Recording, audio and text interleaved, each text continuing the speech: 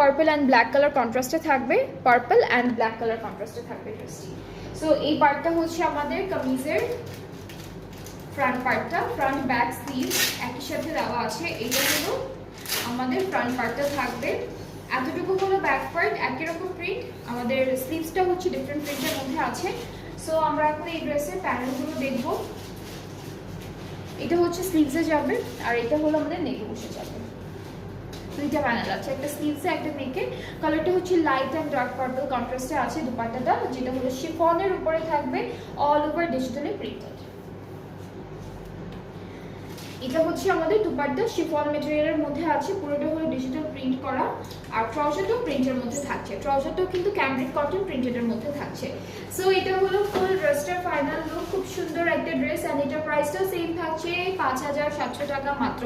সবগুলো তাহলে সবগুলো ড্রেসের প্রাইস সেম 5700 টাকা।